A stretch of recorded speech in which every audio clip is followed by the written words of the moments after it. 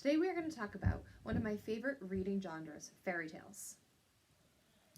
I want to teach you guys about the different kind of story elements you will find in a fairy tale. One of the fairy tale elements that you're going to look for, you can find right at the beginning when you start to read the story. Most fairy tales start their stories with the words, "Once upon a time." Another element we are going to look for is the setting. And remember, the setting is where the story takes place. In most fairy tales, the setting is either in a kingdom or an enchanted forest. Don't forget about magic. Most fairy tales have some form of magic in it. Think about Cinderella.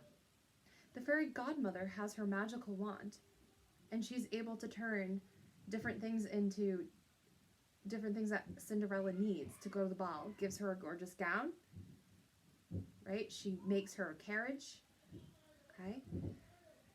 Most fairy tales have a problem, and then they also have the solution to that problem. And in some fairy tales, you'll find that there's groups of 3 or groups of 7. For example, think about Goldilocks and the 3 Little Bears. There are 3 bears in that story. That's one set of 3. And in Snow White, the dwarfs, there are 7 dwarfs in that story. Another thing you will look for in fairy tales is the protagonist, which is the evil, or like the villain. So if we think about fairy tales, and we think about evil, and we think about the villain, we have Maleficent, we have the evil stepmother from Cinderella, or the other one you would look for is the antagonist. That would be the good person.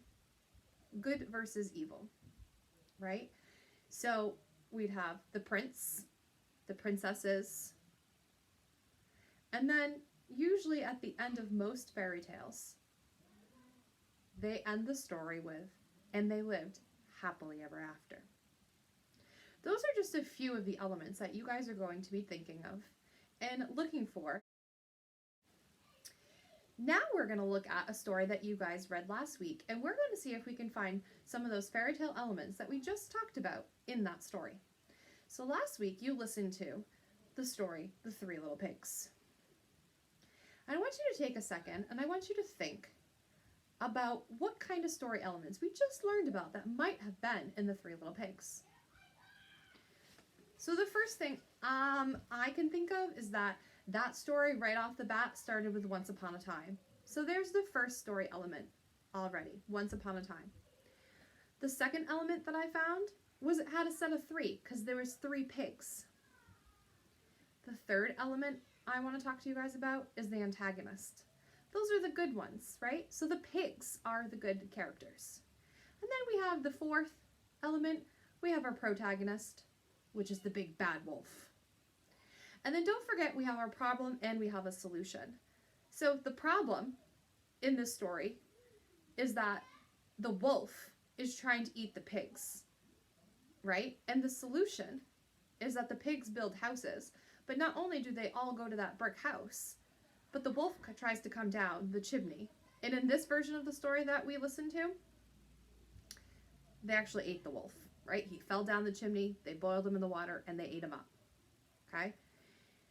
Now, in other versions of The 3 Little Pigs, the ending might be a little bit different. And in some of those versions, it does say, "And the pigs lived happily ever after."